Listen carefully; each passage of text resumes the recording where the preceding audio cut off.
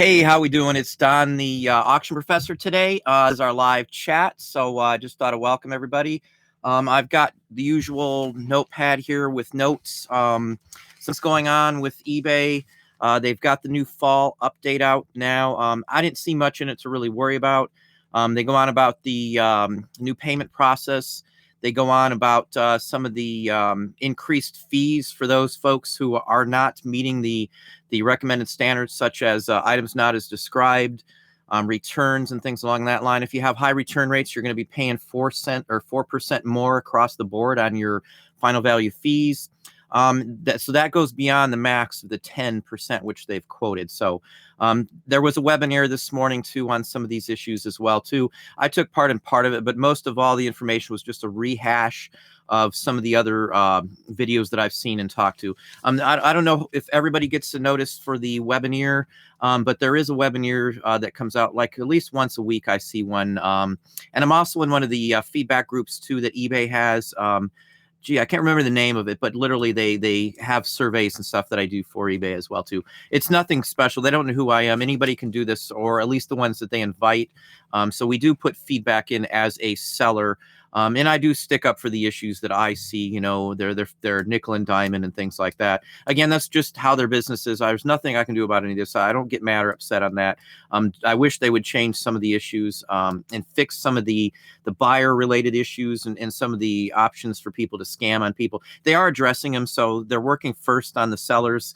I think it should have been an overall approach to attack the sellers and the buyers who are the bad players in the game. I know hitting the sellers with a 4% fee if they're not hitting the numbers is going to hurt some folks, but you got to hit those numbers. That's why I always keep talking about your feedback is key and important to what you're doing. So, you know, you're going to be paying more. That's just the way it is on some items. So 4% on $100 items, an extra $4 out of your pocket. So another reason to strive for the best feedback you can get. And they talked about the buy box and things like that too on some of the webs I've seen the webinars. So, you know, they've got stuff going on. Hopefully, you know, they're gearing it not just towards the sellers. And I know what the president has said and some of the things, the CEO of eBay, some of it's taken out of context. Some of it's, you know, just literally talking about areas to you know, gain more income for the company. The company's revenue is up. So, you know, and that was literally in the statement. And I saw that in Forbes as well. Wall Street had an article on it too. I know the rumors now that they're going to be going after the sellers and the whole works. I know there's a multi-pronged effort. So it's not a seller related versus a buyer related. I'm sure they're going to be adding fees on wherever they can. It's just a company, you know, they're a corporation. eBay is nothing different than any of the other ones that do this. So anyway, let me welcome, we got Chris, Kudika, Sublime 90, Jens Flips, Jada Gypsy, Richard Johnson, Nancy Messina, and Scott Sims. Welcome, everybody. I'm going to go over a few more issues here, and then we'll take some questions. As I said, eBay update has been out. Nobody needs to worry about the fall update of anything that I can see. And the summer update, I know I still hear people complaining about the issues and stuff. You're going to see issues from everything I see if you're in an item that's going to be a buy box. So until they get all the kinks worked out, the same thing that I went through with the policies, and I've got a video coming out on how to set up and do policies and your best recommendations on policies. If you're not familiar, you can do a payment policy, a return policy, and then multiple shipping policies. You can really do multiple of any of those policies, but that was one thing that's key. The same issues that they had with the payment processes are some of the same issues they're having with the buy box. So they do know what they're doing. So I know I've heard people say they don't know what they're doing. They did test what happened with the buy box prior to rolling out any of the buy box features with the policy. So, you know, it's the same exact thing that happens with the policies that's happening with the buy box. So I fully feel that they know what they're doing, at least. Maybe it's not going as smoothly because of technology.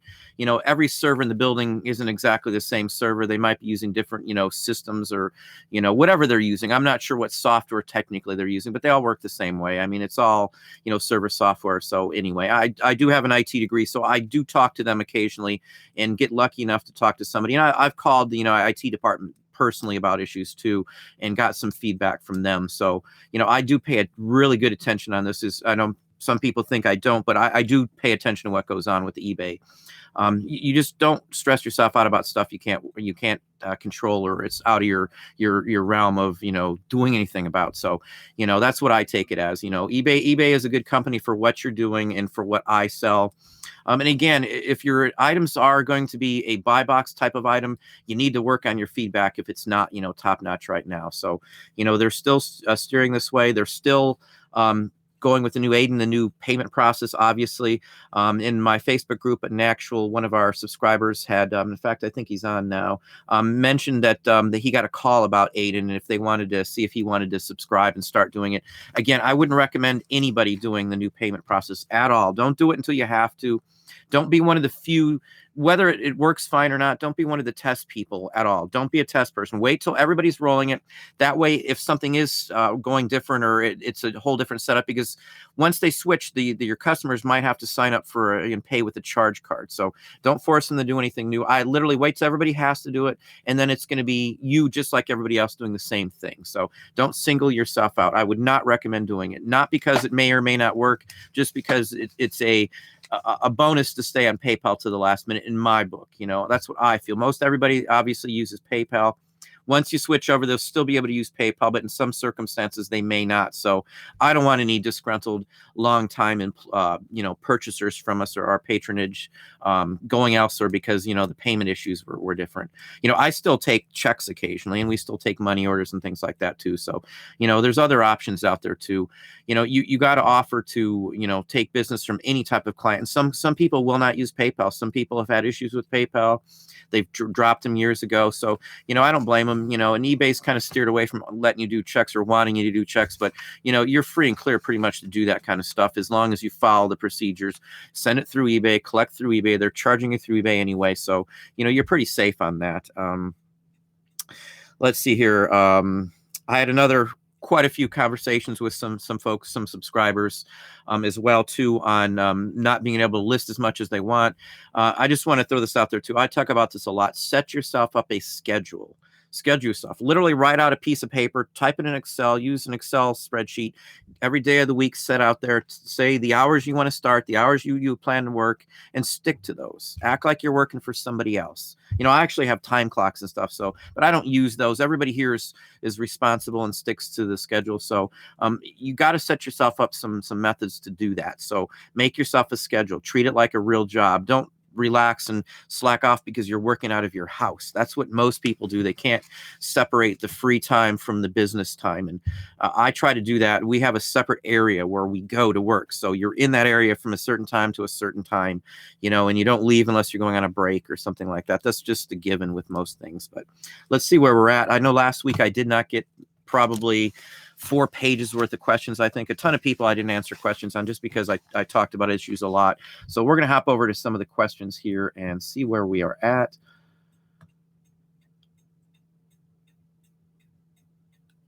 Let's see here. Welcome, Pittsburgh Mike. Let's see here. Yeah, Sublime 90. Stick with PayPal until you have to switch. I know the fees will be less through Aiden. And another issue too. Now, this was discussed in one of the webinars.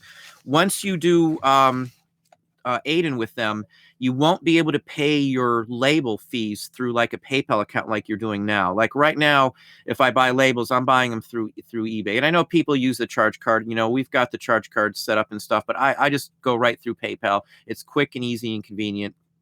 I know you get kickbacks, but I'm not a charge card person. We have them only in emergencies or, to travel or something like that, to rent a car or something. I hardly ever use charge for anything. I just don't want any of that revolving. We were young and made our credit terrible for a little while. It took us a while. So I don't mess with charge cards. We pay in cash with everything. We keep them around for, options, but I don't mess with that too much.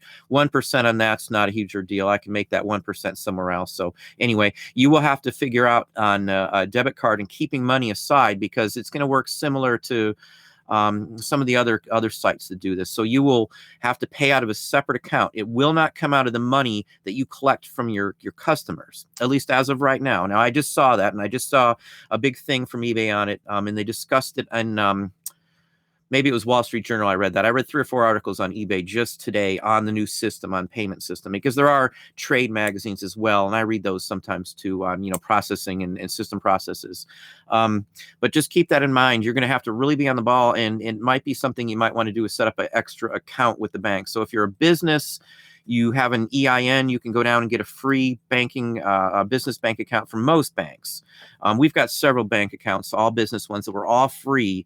They want your business, and we do other stuff with the bank too as well. So just keep that in mind. So if you move to Aiden, and when you're forced to in 2019, when they start to roll it out in big sections and groups, you're really going to have a separate, banking system and set money aside on every sale, or at least know how much you have in another account.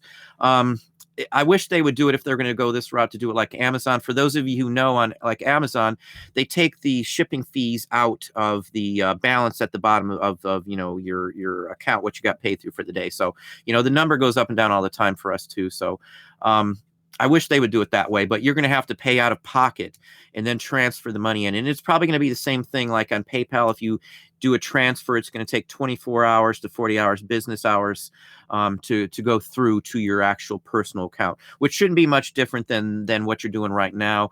PayPal can take that long. If you do PayPal first thing Monday morning, it's usually in there by Tuesday afternoon, usually at the latest, depending on what time and how your bank works. But most major banks work that way. Usually do it at 9 a.m. in the morning on Monday. Your PayPal balance would be transferred by Tuesday evening, usually after 2 o'clock. Mine posts anyway. And I've got a national bank. So anyway, let's see where we're at here.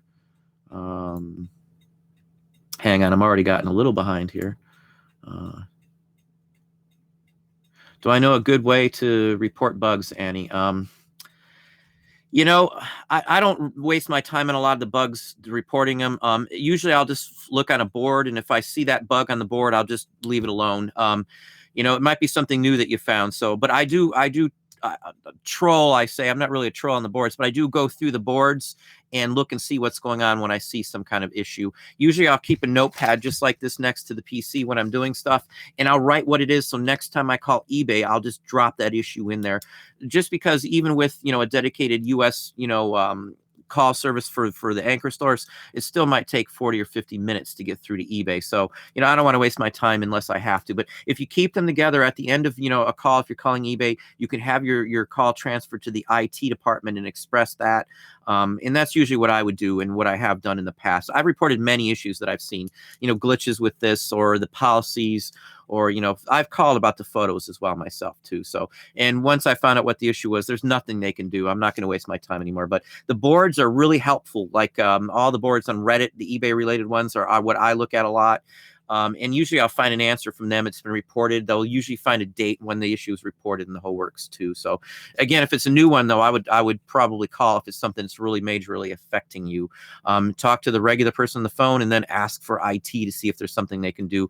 Because some of the glitches happening may not actually be related to eBay. They could be your personal browser even as well too. So in some cases I have seen that, where a browser stops something from loading, or there's a glitch between the browser and the actual software. It wasn't updated, or even I've seen an issue just recently with one of our laptops where one of the video card, the software for the video card had an update. And if you're unaware, if you've got any kind of video card that's an add-on to your PC, your laptop, or anything, most of those do not auto update unless you have a specific program that updates everything. So you'll have to manually go in. And that was a glitch I had. And sure enough, the minute I updated my video card, boom, the issue went away. And it was a photo related issue. It was completely on my side. So, I can't complain on that one, but some of those issues can be on your end. I'm not saying they are, but there are some that do happen because of the browser or a video card not being uploaded properly, where it won't allow a photo to open up correctly in a certain browser. You can always switch your browsers too. Most of them work. Even Edge works. I'm not a big fan of Edge. We use, I think we're using Google right. Yeah, we're using Chrome right now. But I've got 3 or 4 browsers on my PC at any time, just in case. And you can instantly go to one browser to another. Just copy the HTML address and then paste it in another browser and see what happens. Because sometimes the software does not sync up right, or a browser may have some issue because of your graphics software not updated or something along that line. So I've seen those too. So anyway, long story short, Susan Sanders, welcome. Yes, wait. Everybody should be waiting. Let's see here. Yin's flips. Yeah, we crush sales. Right now we're over 10 grand in sales right this month. This is literally we're topping last month. Last month was our best month I have ever done in the summer in my life. It was as good as, fourth quarter a couple of years ago. So, whatever's going on, from what I see, it has to do with a lot of the Google search rankings and stuff. You can search your title of your actual listings and see where they pop up. You usually want the first 2 pages on a Google search. I've got a lot of odd one-off items, so my searchability would be higher rankings than a lot of people who are selling what everybody else is. If you're selling a pair of Nike shoes, you're not going to be ranking up anywhere higher. But if you're selling an 1859 engraving of the president or something like that, you're probably going to be in the top 10 or 20 listings. So that's what most of my items are, and that's why we've strayed from clothing and stuff. And again, nothing wrong with clothing at all, because I made that my mainstay for almost 2 years. We did clothing books. We did FBA books for a while, and I still send some books into FBA, but the vintage ones and a lot of the ones that you just don't see selling on Amazon, I do sell on eBay as well. And we do sell books fairly often, probably a dozen or so a week, probably in one way or another on eBay, not on Amazon, but we do sell books on Amazon as well too. So let's see here. I've heard this, Chris Kudica. Now, I've heard many people tell you, what day of the week to list and what day you should put items up. My personal rule of thumb is I think it's Tuesday we do them for 10 days and they'll end on a Sunday, or, Sunday to Sunday. Now, I usually end mine on a Sunday if I'm running an auction. If I'm running a good till canceled, or, a 30-day, I don't really care when it goes up or when it ends. It doesn't matter. But if you're running an auction, I almost always run an auction starting after 2 o'clock my time, Eastern Standard Time, on Sunday, and then let them run for a week. Or I'll start it, 2 days before, like on a Friday or whatever the case may be, or a Thursday, and run a 10-day auction. The longer the auction, the better it would be in my book, depending on what you have. You have more chance to have buyers. The rule of thumb, though, is to have it end on Sunday afternoon when more people are at home and hanging out and doing family stuff and browsing.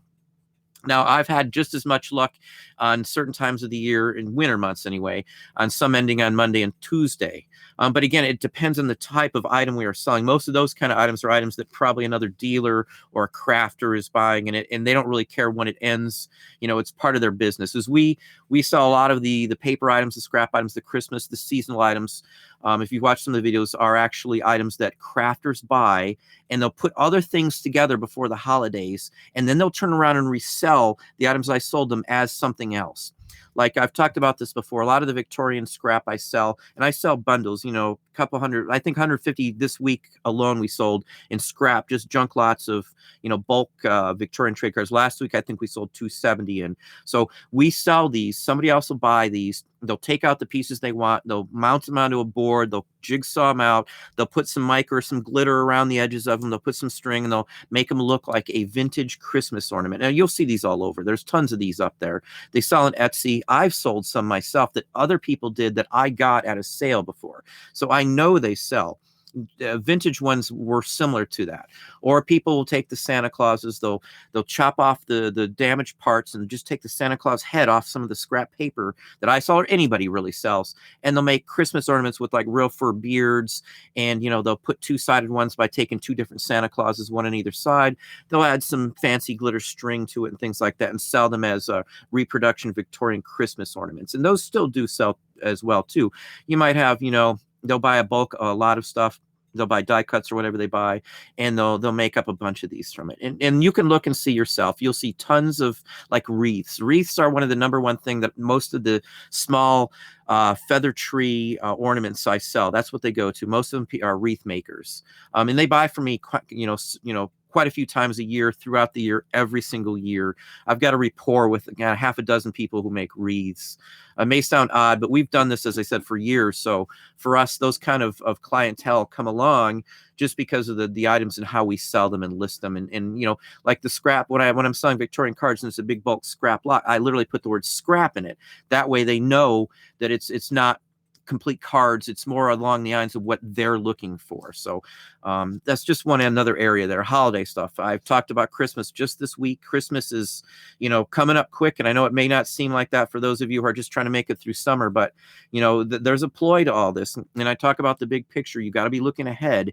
And literally, we've got our Christmas stuff lined up. I've got a couple hundred postcards. I've got trade cards, die cut Santa Clauses. I've pulled them all up. We've got, paper dolls. This is a good time to get paper dolls up for Christmas. I sell more paper dolls during Christmas time than any other time of the year. It's just a given. And it doesn't matter. They don't have to be Christmas paper dolls either, just paper dolls in general. And I've got, like hundreds of them sitting right here behind me right now, vintage ones, thread cards and things like that are paper dolls. So anyway, off subject again here. Let's pop up here and see what we're doing here. My sales wise on eBay is through the roof, and I'm sure that's what most everybody is talking about. Amazon's been pretty good to us. Etsy has been pretty good to us. Amazon, I'm only up, like 4 or 5% from last year at this same time. It's different items selling as well too. So I'm not really worried about my Amazon at this point because we still sell a bunch, and I'm not even 4% for Amazon's good for us because most of my items are not on Amazon. I'm very selective of what we put on Amazon. I'm not counting my FBAs either on Amazon in that 4% because that's a totally different thing for us. So the 4% increase on Amazon is based on records mostly. So and I don't have, we've listed a ton of records. In fact, Ian's here today and he was listing records today, 45s. And I don't have any of those on Amazon, and it takes us a little longer to get stuff, cross listed on Amazon, Discogs and across the board. So, there's other things that we're doing as of right now. I lost a little time because we had some issues last week on Friday, but other than that, things should be rolling for everybody at this point, or start rolling for sure. So if you were slow coming into this month, I would really honestly feel that, as the month gets closer to the end, you're going to see some steady, not huge increases, but some steady increases up through and into September. And then in through September, though, increasing a few dollars here, a few dollars there. And then October, hopefully everybody is rolling back to normal. If you're new, this is a good lesson learned. Set money aside. Set some money aside if you're not sure what's going to happen during summer. My biggest scare in my life, work-wise, was deciding to jump full-time into eBay because I couldn't guarantee any kind of income. You have no guarantee. And we got out of college. I didn't have a job at all. We were living on a bank account, that we had saved and run through. So, thank God everything worked out fine. But, we did switch up what we sold, and we were totally, dumping off the clothing market.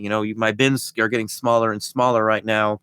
A bin of clothing, I can fit, 1,000 or 2,000 pieces of paper in that same bin. So, that's what I'm looking at, space. I can't scale clothing where I live. I can't do it. And I've talked about scaling. If you can't scale what you're doing, you're not going to be able to get to that next plateau to break that mark. And what I see most people stuck at is around the $5,000 a month mark, sales wise, not take home. And your take home is going to vary on what your, profit margin is. And I'm not going to, say there's a good or bad one. It just depends on what you sell. If you're doing drop shipping, your profit margin may only be 10% of your purchases or even 5%. It's a volume game with drop shipping, and retail arbitrage is the same kind of atmosphere where you have a lower profit margin, than, like I would have. We're running right now like around 80% profit margin.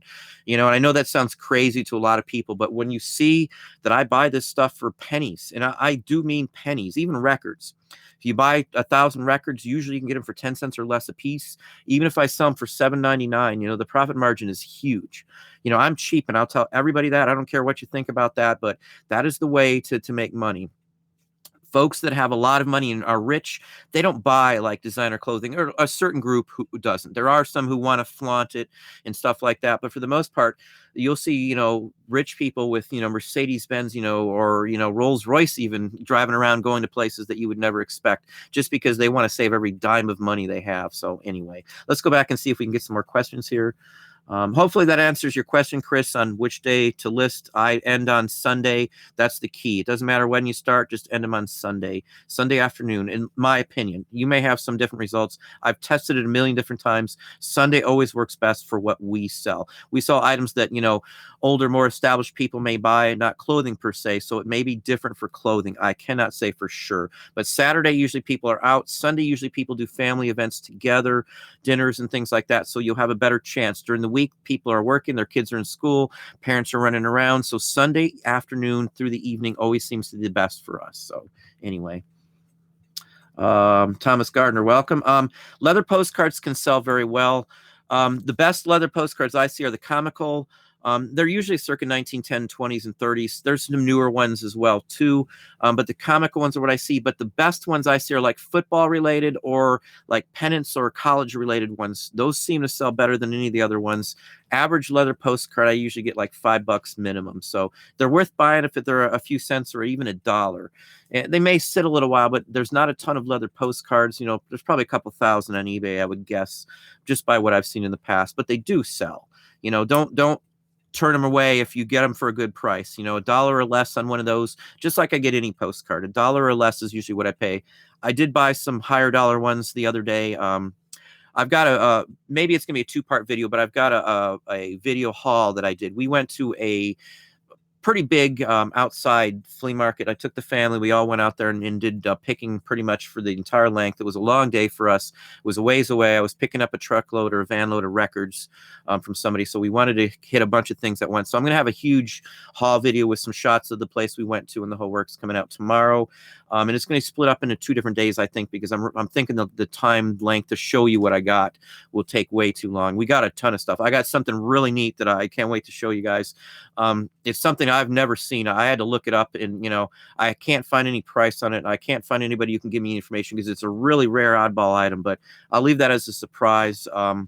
I got some really good stuff at this place too. Not counting even the records, just some oddball neat stuff. So I think it'll be some interesting things for you to see, and you kind of see the areas and what I look for, and you know, I'll add some comments on which booths I would look at immediately just by walking by them. So maybe that'll help you too. So you can pretty much tell just by looking at a booth just what they have out, whether it's even worth your time or not. You know, if I see prices in a certain range on items that I know are overpriced, I just keep on going and walk right on by them. So, you know, you got to be able to tell real quick on a place like this. You know, it was 95 degrees out. You know, part of where we went inside and outside, there was maybe 300 vendors there, and not counting that they have buildings there that have permanent vendors that are there all the time, like most flea markets do. And this was a little ways from the house, so you know, we did a family thing out of it. But I'm going to show those in the next 2 days, or at least tomorrow if I can fit it all into one video. It's going to have a lot of information in here, a lot of the items, a lot of, you know, ideas, and a lot of things that I look for. So those are my plans for the next 2 days. So anyway, just keep that in mind. Hopefully that answered you on leather. Welcome, Groove Master Reseller. Welcome, Michelle. Let's see here. Pittsburgh Mike, if I didn't call you out, welcome. Your sales dropped. That's sad to say.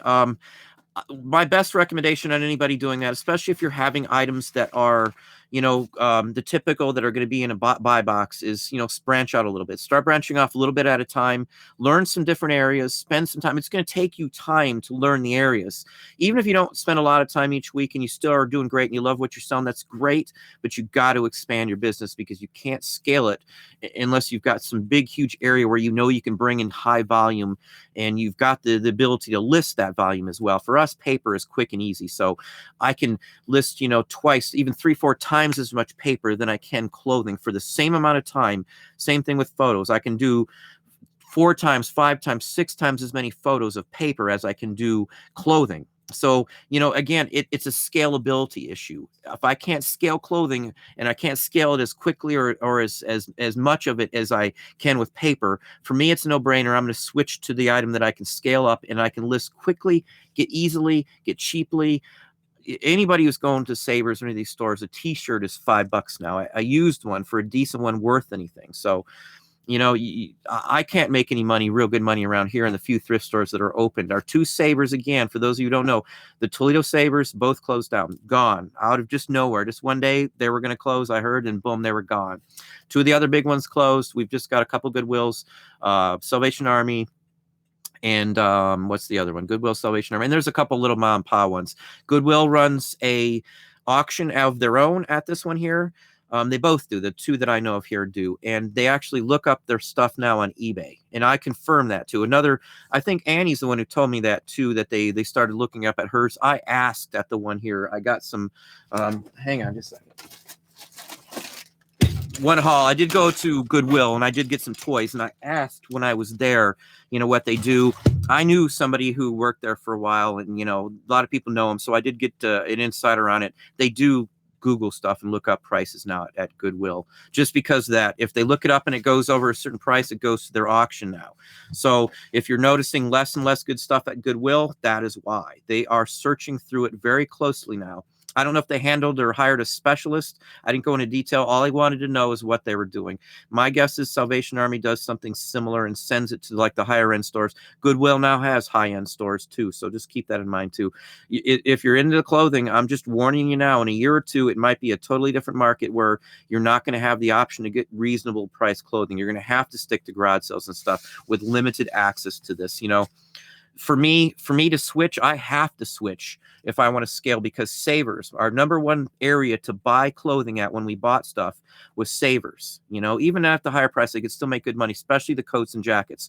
That was my number one source for clothing, and it is gone. And if the two Savers here, which were always packed, could close down, your Savers could close down too. It was announced a week in advance. That's all they announced it for. So it just in 1 week, they closed down the Savers and wiped out the whole building and sent all the stuff to another Savers.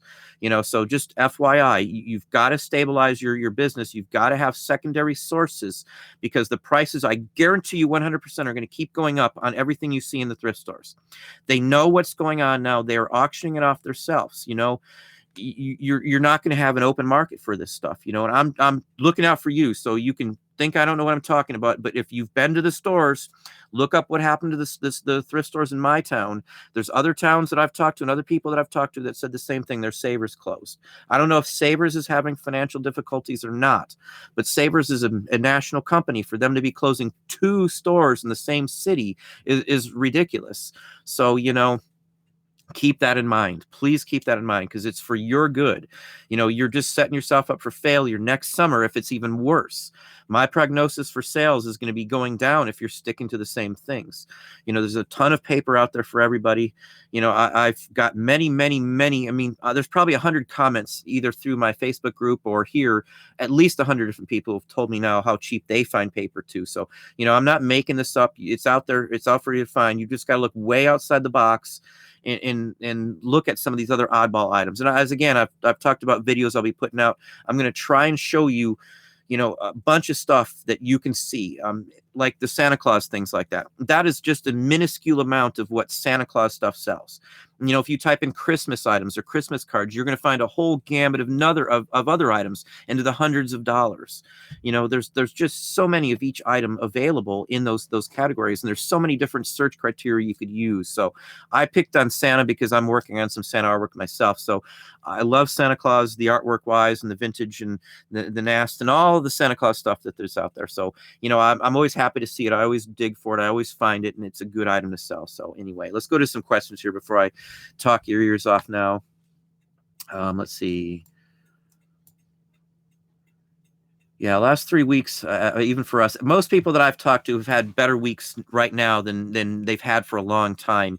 And I really think Google, the way eBay is fed in new, terminology and new coding to the system is helping the Google search results too. And I do feel that there's been a certain percentage of people who have dropped off. But again, eBay announced that their income revenue was up 9%. So, that's a pretty good steep increase, versus last year for them. So, they're not hurting as far as I can see. So they spent some money. I know there's still glitches, so don't get me wrong. I'm not going to defend them on the glitches with the buy box. The buy box issue, I don't know how you could fix it unless you started the system off with the buy box. Whether they are trying to be eBay or not, they have to stay relevant. It's a corporation, it's all a business decision. We may not like the guy running it, the CEO, or he may just be a great guy and we've just taken his comments out of context. But I'm going to give him the benefit of the doubt until I hear otherwise. And if he does, start to go stray and, not worry about us, we'll call that out too. But as of right now, I'm going to give him the benefit of the doubt, and go by what I've heard him say personally, because I've seen videos and I've seen some of his complete interviews. Now, some of the magazines and ads I've seen that people are quoting are a segment of part of a full interview. So there's a ton of interviews out there. So if you want to hear what's going on, check Wall Street Journal out for one, or Forbes. Those two have some very good content on eBay on a generally a religious basis. Over and over, I see it all the time on there, especially right now with what's going on. There was a big article on it when they were talking about the layoffs in their investment back into the company. And some of this was stuff that I hadn't heard anywhere else. So just FYI, I may address that in a video too, just to kind of show you what I see too. But anyway, let's go back to some questions here. Yeah, Jaded Gypsy. If I can't pay for it, I usually don't get anything. There's nothing wrong with using credit. It can help your business as well too. But I try to pay cash. We don't have an issue. I don't. We've got extra slush funds for this, for that.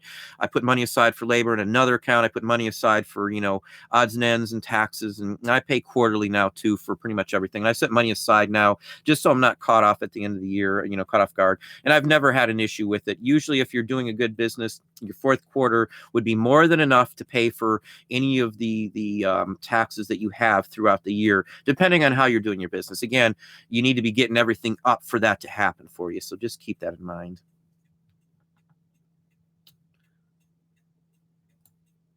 Yeah, piece 3601. The photo issue. Now, I found some recently, but I've got 40,000+ listings, so I don't know if it happened recently or not. But from everything I see, these are all photos that were lost a while ago. I'm not going back in and editing them just to see which ones only have one photos. I'll get an email and then I'll address it then. So this way, I'm not just killing a day fixing stuff. And with how many we have up anyway, I know it might not work this way for everybody else. For everybody else, you might need to go in there, do an edit, and get recommendations to make sure that they all have more than one photo. It's an easy way to check that too. If anybody needs to know, I'll be happy to address that in a video too, as well as how to get some of these back too. The longer the time goes by, the little harder it is to get some of your old photos back from the Google Cache or anything like that, historical cache files. But this option is still out there for the most part anyway. We're now up to like 62 lost images. I know I started off with a smaller amount, but again, I'm not actively looking for them. Even if I had 200, 300, 400 listings, I've got 40,000 up. It's a small, minuscule amount for me. I know other people aren't going to have that luxury, so I'm not making light of your issues if that is the case. But you just got to take your photos, restore them from cache, or pull them back from a file and just move on. Don't put any more aggravation on yourself right now. Keep your mind straight. Get the aggravation away from yourself. That's why I don't stress out. My father died of a heart attack when I was 17, so I don't have any need to stress myself out. Now, heart issues run in my family. My grandmother died of a heart attack, so I always worry about stuff like that. I don't want my kids not to have a father at 17. If I continued working where I did in the industry with foods, even as a regional, 80 hours a week, my prognosis might not have been good. So eBay is a dream in that aspect of it. You've got a wonderful life, at least I do, for how we handle it. But I plan everything out. I set money aside. I don't take anything light, and I don't count my chickens before they're hatched. And I hate to use the terminology. An old boss of mine got me saying it this way, but I don't put all my eggs in one basket either. So I've got branches of stuff out everywhere now. And I've got there's a Lego site that we're looking into selling, maybe it's a Lego brick site. I thought I had it on this PC, but I'll probably do something on that too, because I've talked to a couple other people who do Lego bricks. They'll sell individual Lego bricks on this site, and they made like $1,700 in their first month. So that's pretty good in your first month on any business to do $1,700. That's sales. That's not their take home, but they do this in part time. I wish I could remember the name of the store or the name of the site that does it. I'm sure somebody else will be posted down here if they're familiar with it. But it's a British site, I do believe. But it's open internationally. So there's many other sites out there. And I love eBay.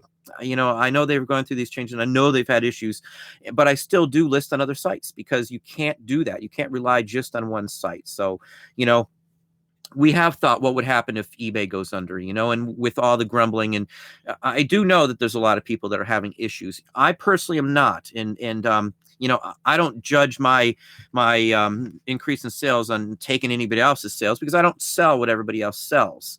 I really think that what they got going on is helping to increase it. Maybe the CEO is a complete loss on what's going on. Maybe he doesn't know, how the little guy is. And I still consider myself a little guy, because there's people on here doing millions, a year. There's people on eBay doing 10+ million. I've talked to one recently. So, I know that those people are out there, and they started off just like you, me, or anybody else. a nobody. The gentleman that I know, he didn't have any business experience. It took him, 7 or 8 years to get to this point, but he found a niche. We're working on some ourselves, as I said. That's why I'm not sharing my other account, but it's out there, and not just eBay. He sells on other sites too. Amazon, we still make a lot of money on Amazon. I know 4% up isn't a huge amount, but that's pretty good. Most businesses, national companies shoot for 3% or higher each year. When I was a regional, we were budgeted at a 3% or more increase to hit our bonuses. So if I didn't hit 3% over last year, I lost money, or I didn't get my bonus working for some of the places I worked for. I always got my bonus because I did whatever it took. If it meant I ran a store and walked in there with them and served burgers, that's what I did. But I made my money. So that's just the mentality you got to have, I guess. Let's see where we're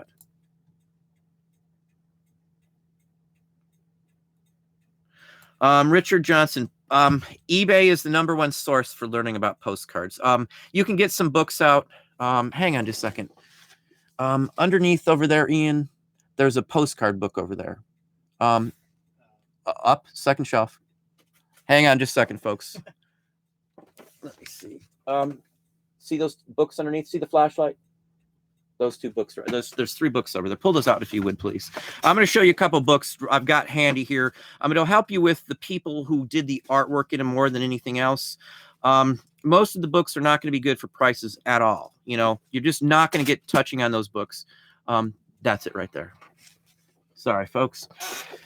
Here's one I would recommend getting.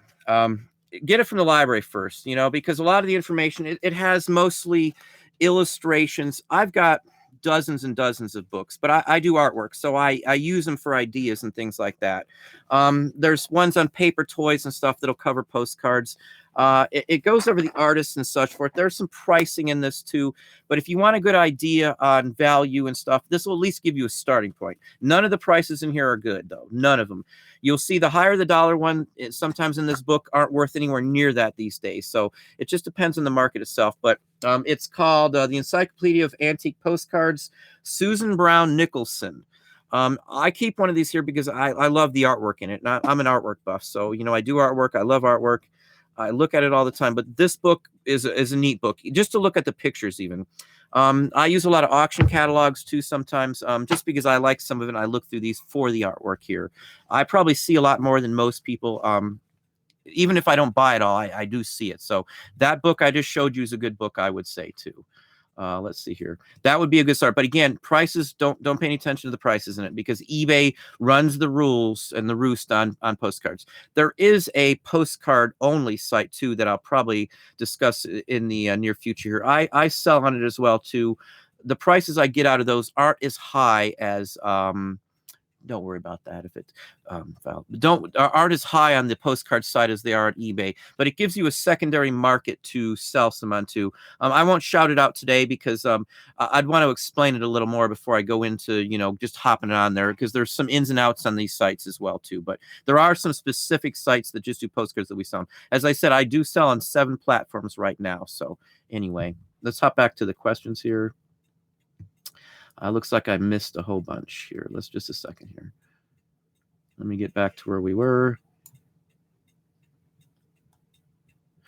Jens Flips, is that 1,650 listings you put up, or is that how many you have up total? Just curiosity's sake. Pittsburgh Mike, yeah, it's good to set a goal. You're the first one I've seen that actually had a goal. That is a good thing to do. Set yourself a quantity goal you want. Like for us, I would love to hit 50,000 active listings by December 31st. That is my goal. I don't know if I'll hit it, just because we sell enough to, keep us busy throughout the week, just to get a couple hundred up each week. So I'm gaining maybe 800 a month right now in new listings when I list, because we sell, 400, 500, 600 listings a week. So I've got to list another 100 or 2 above that, just to keep myself above water, to be gaining on my inventory. So, that's just how the game works, I guess, Well, congratulations, J.I. Hopefully you made a good profit on that. Profit-wise is your big thing. So, once you've sold a couple high-dollar pieces of paper, you should hopefully be hooked. I wasn't hooked. I was never super excited on the clothing, other than like the leather jackets and stuff. I'm an old school, headbanger back in the day, Beastie Boys, the whole works. Leather jackets to me are like the bomb. I'll buy them, even if it's higher price, just for my own personal, I've got at this point probably 24 leather jackets that I personally own and rotate and wear. I love leather, that's just my thing. Leather jackets are the bomb. I've got punkers, I've got cafe racers and 60s. I've got cowhide, steer hide, hard grain, horse hide.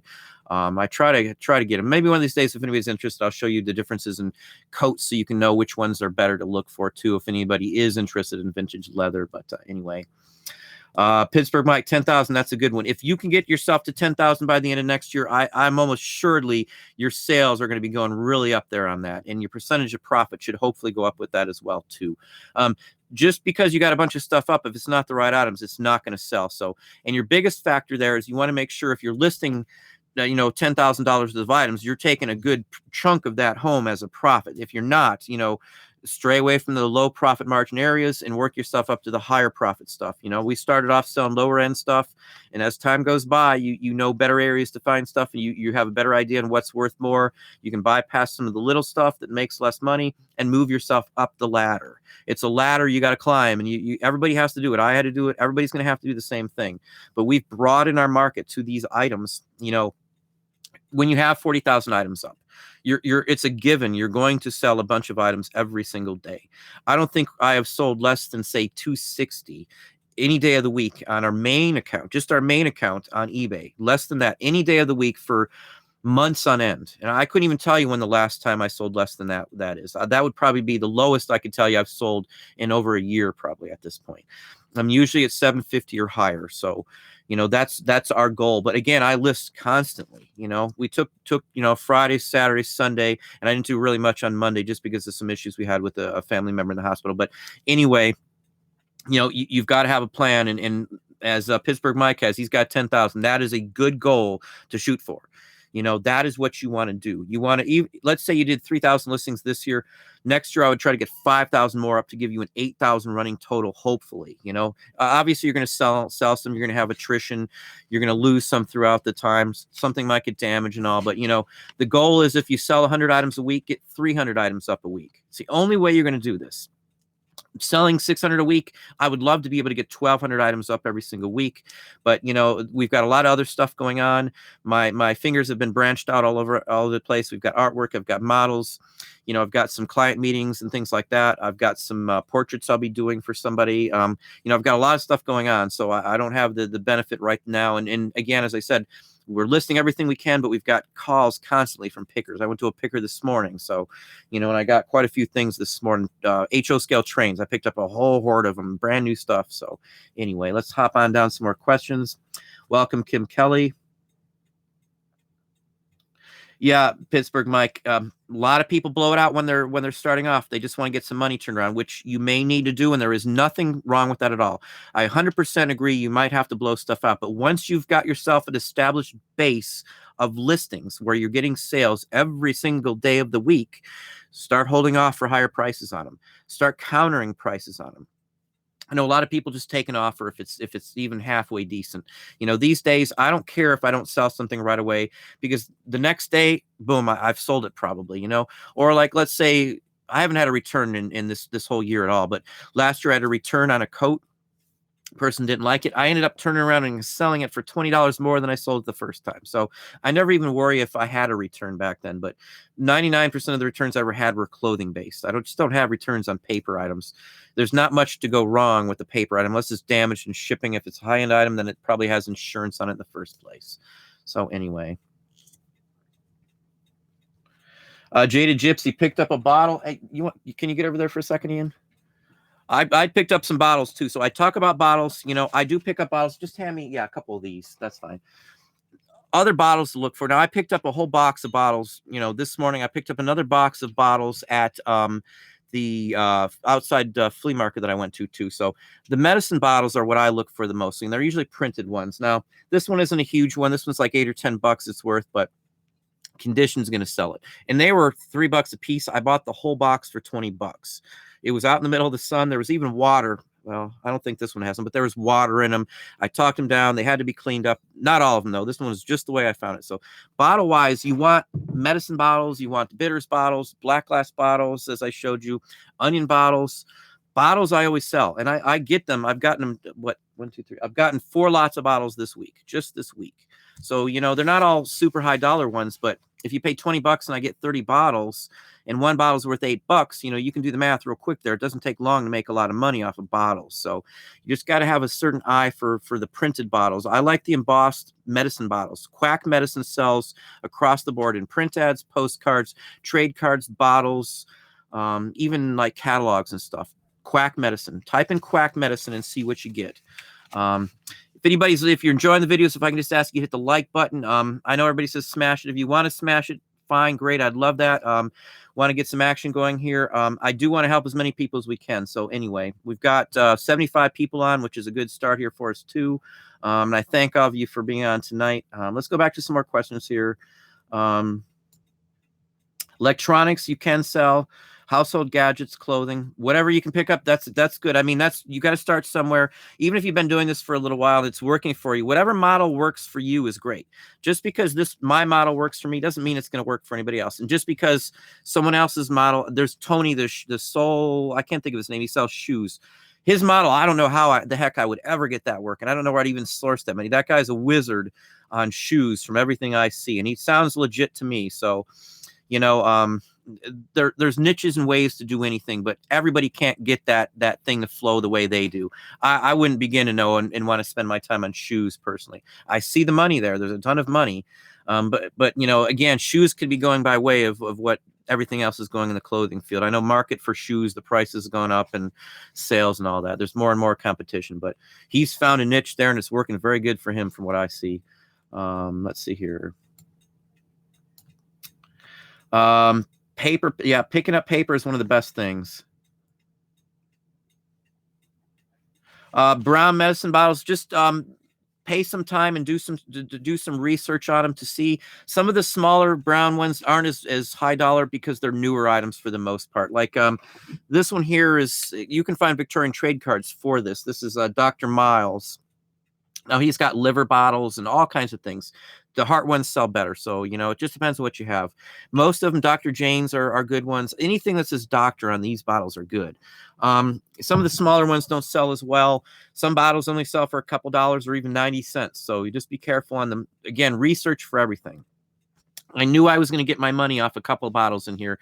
There's a bitters bottle in there. And again, I've told people before, if you haven't looked up and done a comp search on bitters bottles, you need to do that. Just see, you know, and if anybody's not willing to look up these things when I tell you, you're not interested in learning something new. You know, the whole goal is to give you some ideas on things that you can find and make some money on. And if you're not going to look them up, you know, you're just wasting your time watching my videos.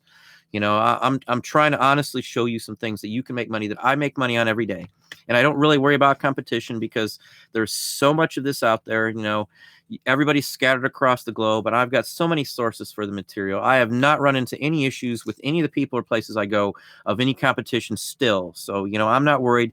Too many people are afraid to step off or are in their niche and they don't want to go out, even if their sales are going down. So for me, as soon as I'm losing sales in something, I shouldn't say worrying, but I'm addressing the issue and doing anything I can to fix it. So anyway.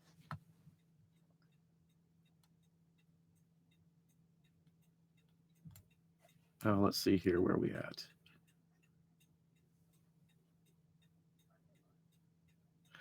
Jaded Gypsy, you can post a picture of the bottle if you're curious. Some of those Asian bottles, if they're small bottles like this and it's Asian inspired, are like snuff bottles. So just keep that in mind. There's a lot of new reproduction of snuff bottles, but most of the Asian bottles, if it's engraved or even impressed and embossed on the outside of it with an Asian theme on it, a lot of those are snuff bottles. Once in a blue moon, you might run into one that's an opium bottle. But they'll usually have like a little metal piece in there with like a tiny little spoon to get the snuff out, if that's what it is. Or the lid could have been replaced and it's just the bottle with a replacement lid, so you wouldn't even know it's a snuff bottle. But every Asian one I see like that, if it's glass or something, is a snuff bottle. And I've got some here, but I'm not going to go reaching around and keep hopping off screen here for you. But just a minute here. Let's get some more questions out. Let's see here.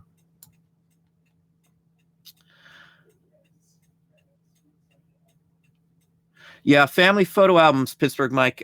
You will find those at bins. I found them at Savers occasionally. The family albums You'll see RPPCs in there. You'll see city scenes sometimes in there, downtown scenes of family members and stuff.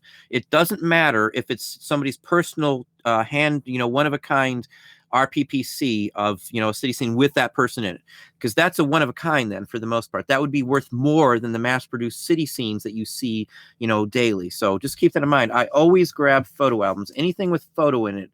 Even at a estate sale, if it's a binder, I'll look at every binder on any bookshelf they have there, because we found all kinds of good, valuable paper stocks. I found stocks in a binder at a sale once before that weren't cashed in. And as the possessor of those stocks, I was able to actually cash those stocks in. I got a couple $100 out of some stocks that weren't even technically mine, because I was the sole owner. And they're signed over to people. So whoever owns them can go and turn these in, for the most part, on some of these, and sign them over as their possession, because you are the owner of that piece of paper. There's no it doesn't matter like it was registered for somebody. Some of the stocks back in the day were a piece of paper, and whoever owns it's like a bearer bond. Whoever owns that bond or that stock is the owner of that stock. Now, 99.9% of every stock ever found has been cashed in and not worth anything. But the one time I did find them, we did make a couple $100 on it. So just keep that in mind on some of that kind of stuff. And photos, people ignore those books at the bins, because most people are just going to the bins for clothing. Sometimes you can find, vintage toys. I've been to the bins before, but again, the bins are 3 hours from my house. And I'm no way willing to drive that. And I don't want to spend the night somewhere just to go to the bins and hope that it's not mobbed with, the usual people there, dive bombing all the bins when they come out, which is usually what I see, honestly. Let's see here. Welcome, Veranda Files. Yin's flips. If you're using that 51% based on eBay year over last, just keep in mind that is only the top 2 categories you sell in. So I always recommend you actually figuring out your overage on your own, away from eBay, and that'll give you a more investment into what you're doing.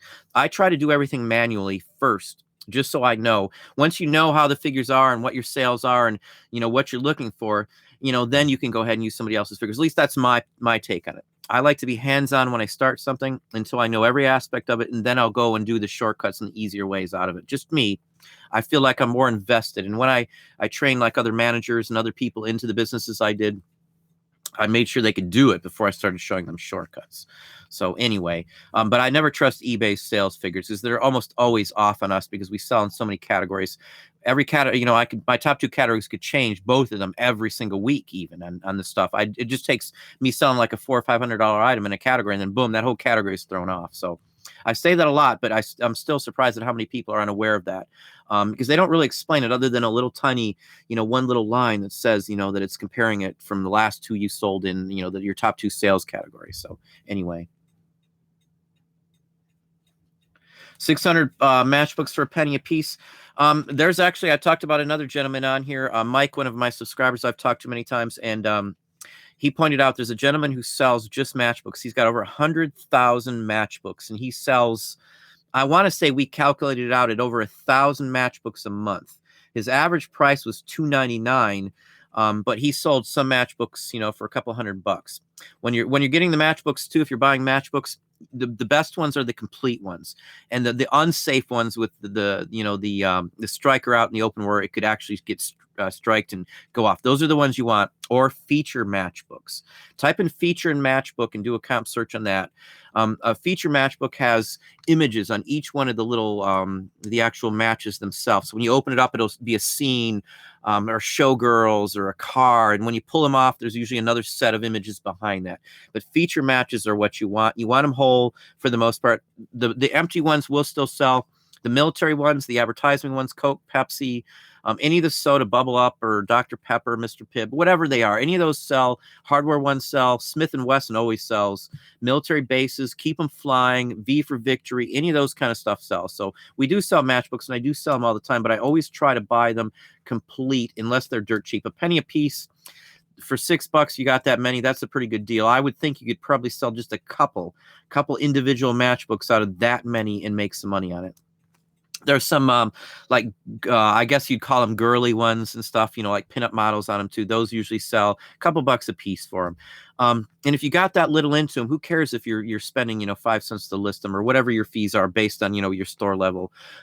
That's a pretty good deal, I would say, at $6. I would be extremely tempted to buy it at $6 for 600 of them, because I don't think you can go wrong at all. Even if you got to sell them in lots of like 20 a piece for, you know, 15, 20 bucks at a shot, or, you know, 10 real nice soda ones together for 27.50 or 34.50, somewhere in that range, you're going to make some money at $6 for 600 of them. That's why I say paper is so cheap. You know, I'm not just making this up. You know, you can see all the time this stuff happens. So, you know, I constantly see stuff like that happen, where people run into huge lots of stuff for a penny or less. That's why I say sometimes I can buy records at a penny a piece, 45s mostly. But let's see what else we got here. Chris Grable. I used to use Mr. Lister and then Turbo Lister as well. I stopped using it when they started having glitches. Now, eBay has been terrible on any of those, at least my experience. I never had problems with Mr. Lister until they switched over and forced you into Turbo Lister. So I list directly into eBay. You know, and I've got a video, it's already done, as I said, that I'll be shooting up here this week, maybe Saturday. If not, it'll probably be at Monday, but it's just going to be on how we list. And you're going to see just how quickly we can list items in just a few minutes, 2 or 3 minutes for any item paper-wise. So I don't really mess with the listings. You know, this way I can alter and edit the photos instantly. I don't have to worry about any other program to fix the photos to, you know, pull them up or anything like that. No coding, no nothing. So anybody can list straight off eBay. You know, everybody, you know, just can open up another window and run bunches of them. So, you know, 3, 4, 5, 6 people can list off our account at any one time. It doesn't really matter. So I do not use any of the listing services. I will not pay for InkFrog or any of that stuff. I use the free Dropbox that they have if I need something. Cut your costs any way you can. And when I looked into some of those services, you know, the paid listing services that will help cross promote, some of them were like $1,500 a month. I've written some code, so I've got some shortcuts that I personally use for some of the stuff we do, and I can pull from personal Excel sheets too. You can do comma delineated, and it'll post it into a actual form in Visual Basic. So if anybody knows what Visual Basic is, you can do a lot of stuff like that with it too, and you can do scripting, and PHP will help, you know, integrate these from one to another. But anyway, that's just what I do. Let's go back to some more questions.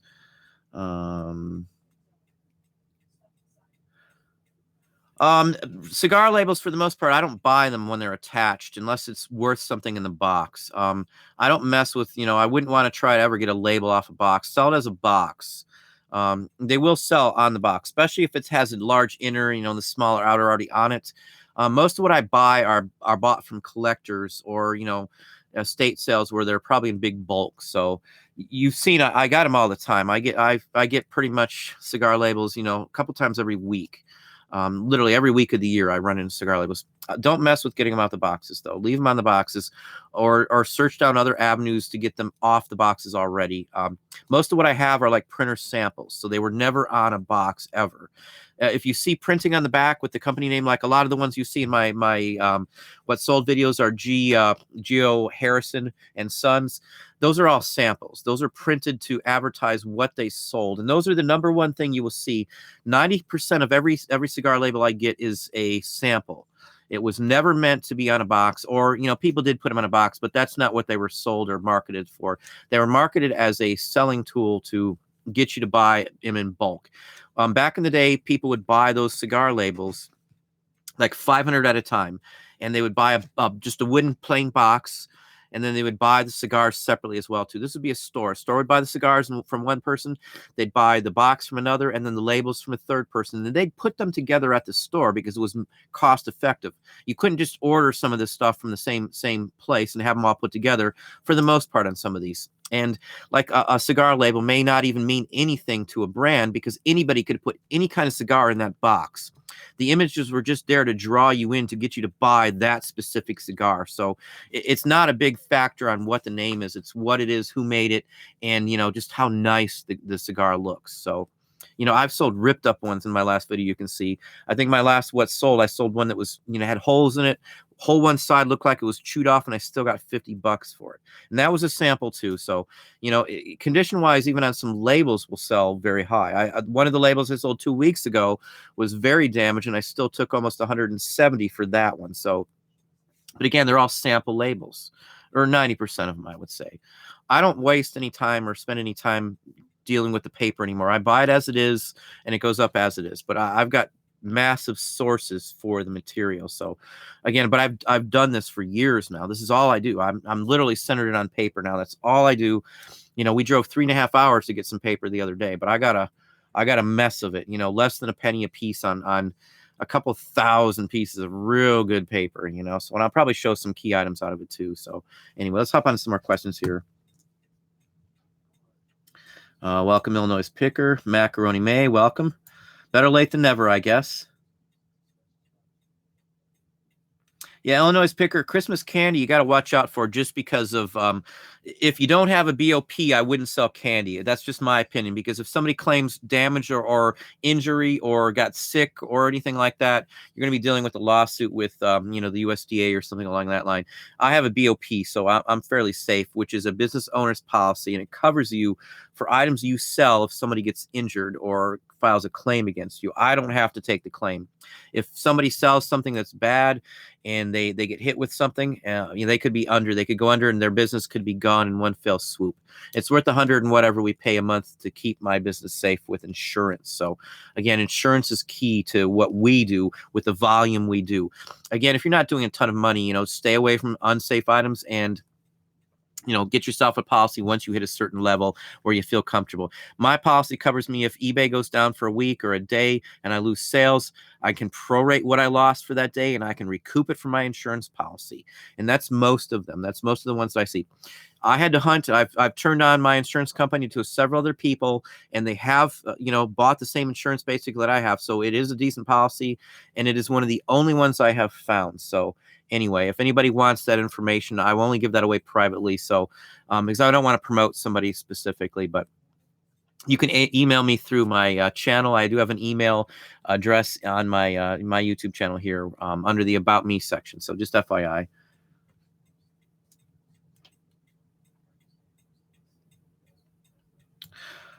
You've got some hang on here. I would never use a heat gun to get anything off. Truthfully, you're going to damage the texture, the actual construction of the paper. I don't use heat guns or anything. I don't take anything off. I don't worry about it. If that works for you, fine. But I would never do that. It'll discolor and you'll ruin the surface of the actual. If it's something that's been coated when it was made, the surface coating will be gone. It'll turn all hazy and white on many times. It might not happen immediately, but it'll happen over time, and it'll really affect the piece later on even. So I don't do that kind of stuff. But back to Annie, it could be actual photos taken of a vintage photo. A lot of the postcards you might see are photos of photos. Somebody in the family died and they have no copy to give to somebody, so they'll take a photo in to a photo studio and have a real picture postcard made, or a real photo postcard made of that image. Or it could have been like a centennial event where they're recreating a past historic event, and they'll wear vintage clothing on those cards. You can post a picture of those in my Facebook group, and I can go from there. I haven't had much chance to do too much looking today on the Facebook group. So anyway, I will get hopefully a chance after I'm off tonight. Let's see here. Meep Merp. Today on eBay, I have about 100 items ready to post, but I have a 10 item limit. What's the best way to fix this limit? Your best way is to list, and just take your time. You can ask for more ability to list, but chances are if you're new and it's your first listings, they're going to make you wait. I think the next group they go up to is like 250 or 100, something like that. It's been years since I've had to deal with that, so I'm not exactly sure, but I'll write that down and I'll try to give an explanation on the best way to fix that. I'll do that right now so I don't forget, but I'll look into that, and maybe on the next time I'll be able to address that for you here too. Just list those 10 items up, and as soon as you get more listings, list them up until the max. Once you get those 10 up and you sell something and you get at least a feedback or two, you can give eBay a call, and chances are they might double it or triple it up to 30 or 40 items. So it's going to take you a little bit of time to get past that, so they can trust you and know that you're a safe seller. So just keep that in mind. You're welcome, Texas Haggler.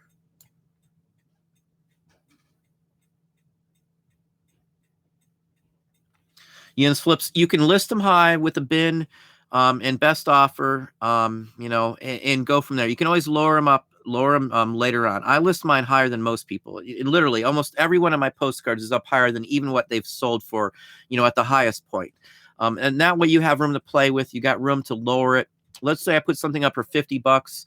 It's only worth $25. Somebody comes in with a $30, $35 offer. They think they're getting a deal because they didn't have to pay the $50. But you yourself might know that card never is sold for over $20. That's what I look at. Think of this as the fact that these buyers do not look up past sales for most items they buy. They just don't do it. Now, there'll be buyers that know what the stuff's worth because they've collected it for years. But for most buyers, they don't look it up at all. They don't care what it goes. They just want that item. Or they know what it is, and then they don't worry about it because they already know what price it should be at in the first place. So anyway, MK Frog Treasures, welcome. Excuse me, I've got a little sinus going on here from all what's been going on. Let's see here. Been to Florida. We used to go to Mount Dora, if anybody knows Mount Dora in Florida. I used to set up there years ago. Welcome, Diego.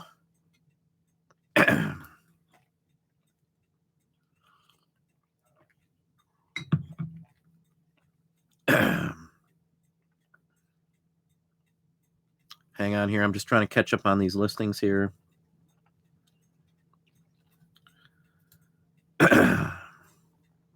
Yeah, clothing, Tracy Tilley, clothing can sell and can sell well. And there are people that can scale up clothing. I personally can't because of space. Excuse me there, folks. My sinus here. Sorry. Milk Cap, if you're asking what state I am in Ohio.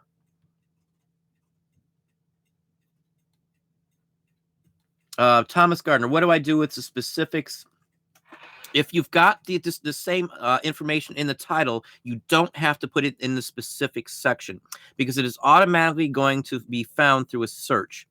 The search criteria looks at, if you click look through listing description, title and description, it's going to show title and description. Otherwise, it's going to show the item specific sections you're talking about or the title or both. So as long as it's in one or the other, you're safe. For the most part, I don't use any of the item specifics because I just don't take the time to do it. I literally put what I want in the title of the item.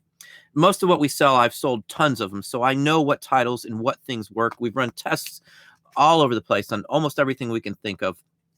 Again, we've been doing this for 5 years full-time. This is all we do, 60 hours average a week. So, I've had a lot of time in doing this. I've had a lot of time in trying stuff out. We've been on eBay for 20 plus years. So I know literally what titles and what descriptors you can use in the title that really help. SEO and the keywords and stuff that'll get me on Google. That's what I look for. And I put everything, if I'm putting a title in there specifically, you want the best keywords in the very beginning of it, because on a phone or on a Google search, it cuts off so many characters on the search. So you want the keywords up in the front. So if somebody's scanning through, that's the first thing they see, especially if it's on a phone. And eBay's quoting 30% of their sales are from phones versus online sales these days. So keep that in mind. You want to be able to compensate and cut these down to show the keywords in the very first part of these. And again, when you're typing titles, a sentence means nothing. Just put in the words that you want. Doesn't matter if it makes any sense whatsoever. Just put the keywords in there. I don't worry about if any of the comments make sense, because if somebody's looking for that item, they're going to know what they're looking for and what my title means to them. And if not, they're going to be able to see my zoomed in picture showing a real high good detail of that item. So, it all plays together with those two things. So again, the wording is key. It doesn't have to be in that specific, the specifics. The only time I put a specific in is mostly just for records, because I can do, I'll list a whole bunch of 45. So I put it in once, I'll put in 45, I'll put in single, and I'll put in a 7-inch. Or if it's a 10-inch 78, it'll be 78 10-inch, and 78 speed records, or vice versa, whatever the case may be. And then I'll list a whole bunch of that same item, and I'll just keep that same item specifics in it. It's the only thing I do, because I don't have to use that information into my record titles. With record titles, you need the artist name and as much of the song titles as you can get. We mostly sell 45s and 78 singles, so that's what we sell the most of. So you want, with all luck, you want to get both song titles from the A side and the B side as well. And you just can't do that when you're taking up space with putting 7-inch, 45 RPM and stuff.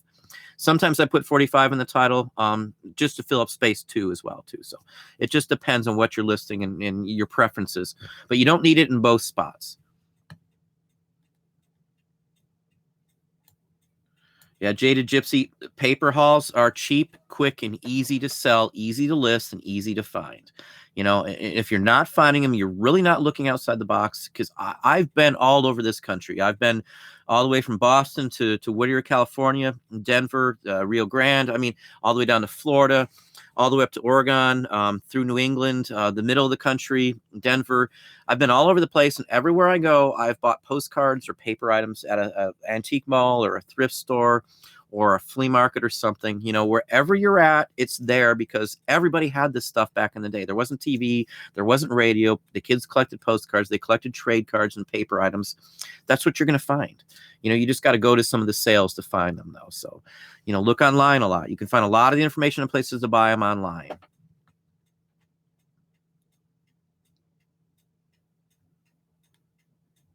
Yeah, Sublime. That 90. That's a good one there. I get your point too.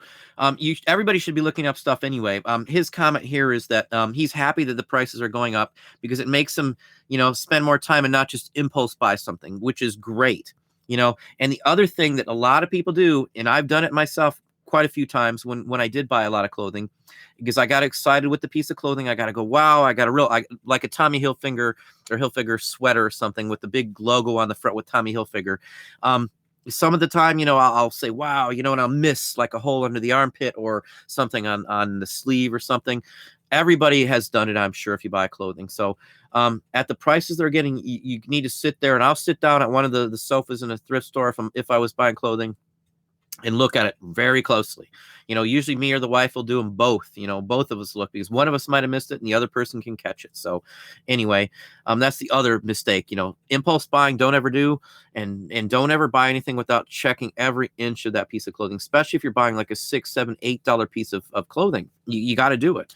That's $8 that might go out the window if it's got one hole in it. One little rip is enough to sink the value in a nice Tommy Hilfiger or something. So anyway.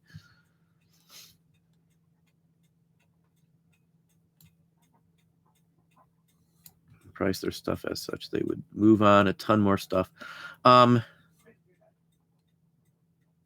not sure the TS what you're referring to, veranda files.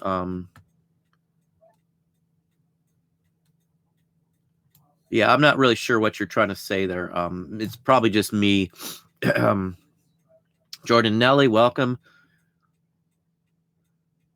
Jordan Nelly, go to some estate sales. Go to a local antique auction or go to a church sale. Church sales are great for finding sheet music. I find sheet music at almost every single church sale that I go to, across the board. You know, and those are the one I go to church sales more than I go to any other sale, other than like a real good flea market that I've never been to or something like that. But church sales, estate sales, and local live auctions, and you can find most of those online. Most of the church sales are listed on Craigslist or your local newspaper. And like the auctions are listed on Auction Zip or any of those, you know, estatesales.com. And a lot of those sites will have those information on there. I've usually got them set, you know, saved on as a favorite as well. So I know certain days of the week, certain auction houses always have an auction. There's some here like every Tuesday, every Wednesday, every Thursday, every Saturday. It just depends on the actual auction house that's running them too. So, and you can call the auction house. If you're looking online, they don't always, in fact, most auction houses won't show pictures of the paper items they have, because they themselves do not think that they hold high value, because most people don't buy them and spend a lot of money on them. So you can call them up and ask if they have any paper lots going up, and then just take a look. Go to one just to see what you think. Going to an auction may not be your thing. You know, going to an estate sale may not be your thing. So, you know, you just got to look around. We go to like business closing sale, or like a going out of business sale, and for old buildings and stuff, like businesses that have been run and open for like 90 years. Those are the ones you want to go to. You're going to find paper and all kinds of documents and things in those kind of places as well, too.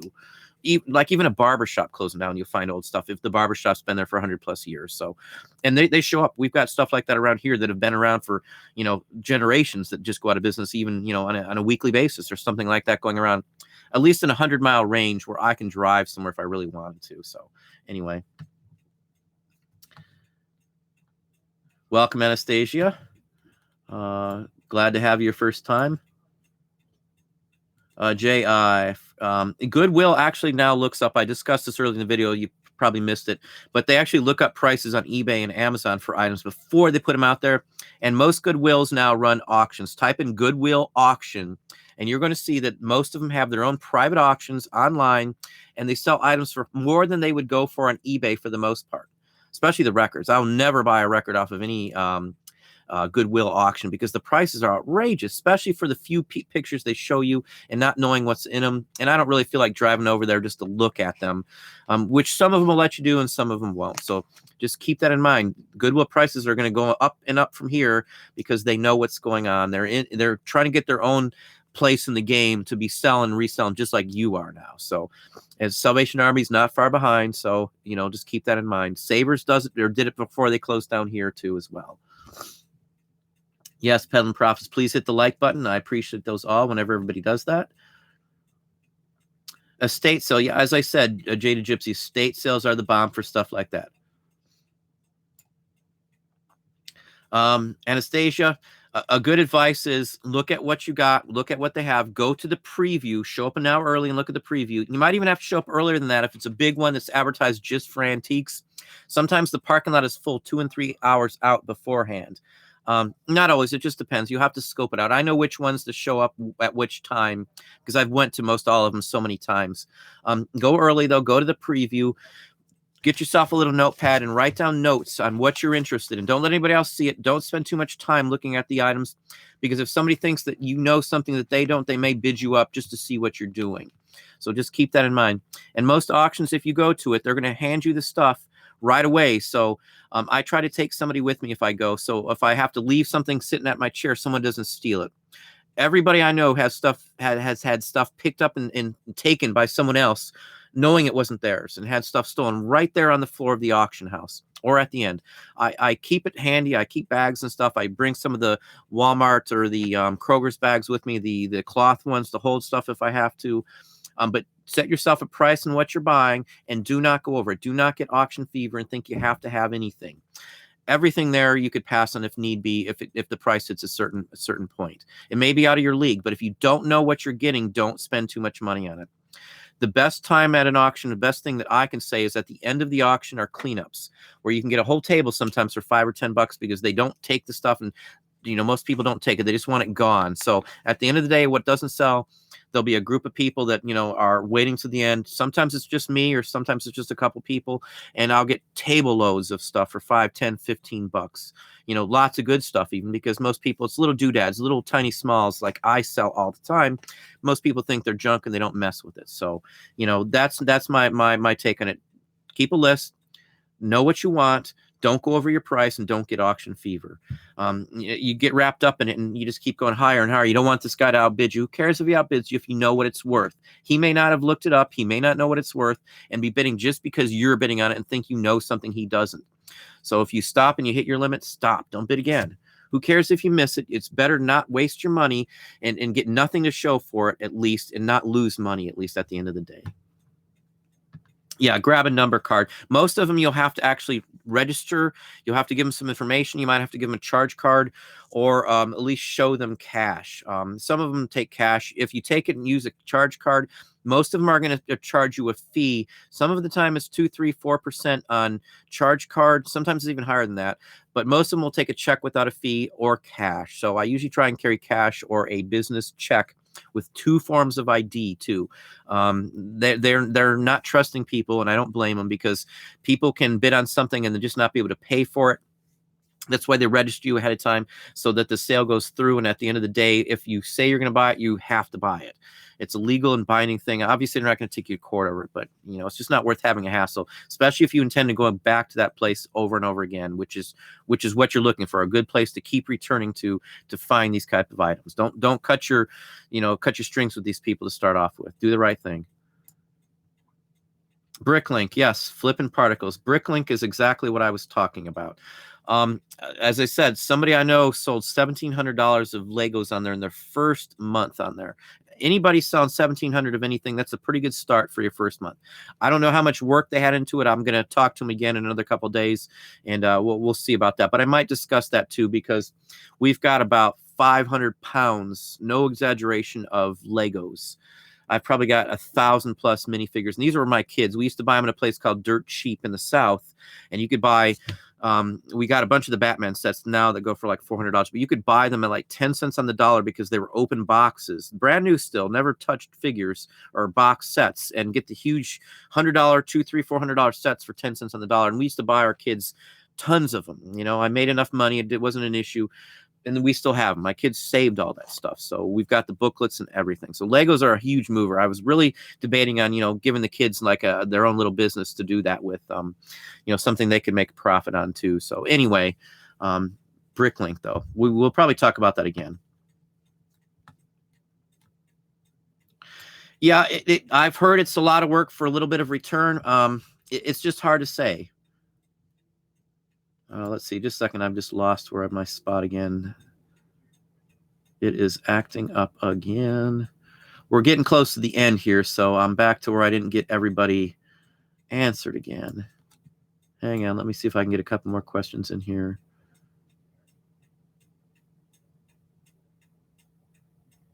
Yeah, 10%. It's a buyer's commission, buyer's premium, whatever they want to call it. Let's see. Yeah, Annie, you're right. Some of them won't take checks, as I said. That's why I try to carry cash, you know, and bring somebody with you if it's in a rough area of town too, just in case. So a lot of these will run till 11, 12 o'clock at night on some of them, the night evening ones that start at like 5 and 6. If they've got 2 lines too, that's usually better. But if they have 2 lines running at an auction, that means that there's 2 separate auctioneers going on at the same time. One might be selling dolls, one might be selling paper, you know, and then they'll switch off. So keep that in mind, that you got to know which line, which run you're running into and which one you want stuff from. They'll tell you every time. So just keep that in mind. I'm well versed in the auctions. I've been to hundreds of them probably, with in-laws, with family, with my kids, and the whole works. I do love auctions. So anyway, let's just get a couple more in here. Yeah, Tino the Soul Advisor. That is exactly right. I couldn't think of the name. I knew there was. I watched his videos. I'm sometimes poor on names. That's a bad on my behalf. Let's see here. Let's see. They pay well. Extreme boring job, as I know it inside.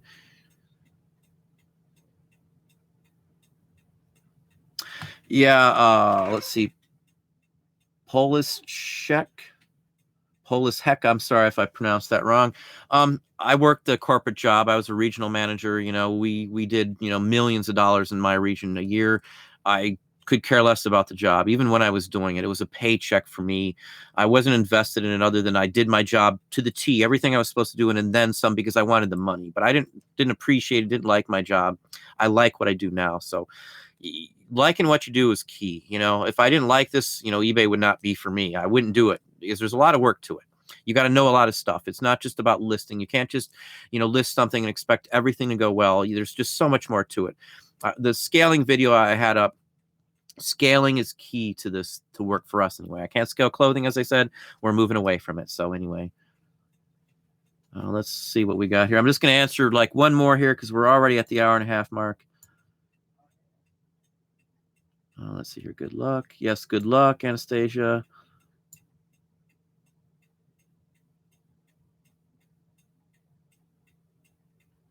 Yeah, don't ever say ×2 or ×3. And at the auction, one other thing.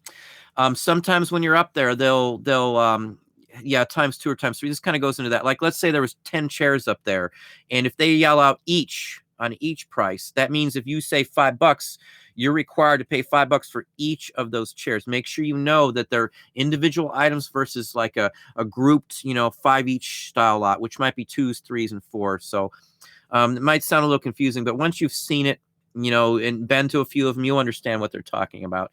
And auctioneers can be different, and they can talk differently at different auctions. So know that if there's any local terminology that they're using, you might want to ask somebody else if they've been there and if there's anything ins and outs you need to know. But I wouldn't ask too many people because they may take advantage of you being new to an auction. So just FYI. I'm going to see one more since we've got time for about 2 more minutes worth of questions. Sharif Hoffman, most are jukebox road, but there are a lot of promos. 12,000 records for $400. That's not too bad. Even if you buy them, you could probably sell, 10,000 of those back on Craigslist for, like $500 or somewhere in that range. It just depends. I try never to buy big lots of jukebox though. Just because for the most part, jukebox are played more and they're usually more common. And there's usually dupes in there. So I don't like buying dupe lots. So I try to stick to collections as opposed to jukeboxes. But when you're first getting into it, jukeboxes are great, and the jukebox collections. And what you can do is you can list lots of 100, 125 records, title them, list all the information in there, and that will be a big help because you can list them in bulk too. And I sell every bulk lot I sell. I usually list at least 120 records in each one of those bulk lots. But I'm going to have to cut it short here.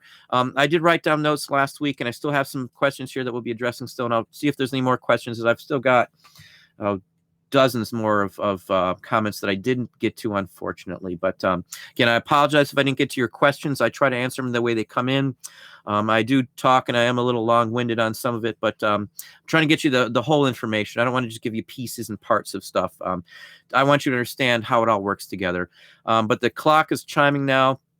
I wish you all a good night. Hopefully you're all having increased sales. Again, tomorrow you will see a haul video. I'm going to show you where I got stuff at and what I look for. I'll give you some, ideas on what to look for when you're walking by some of these tables at flea market and stuff. But good night, everybody. Glad to have you. Thanks. If you haven't hit the like button, please hit the like button for me and subscribe if you haven't. Glad to have you.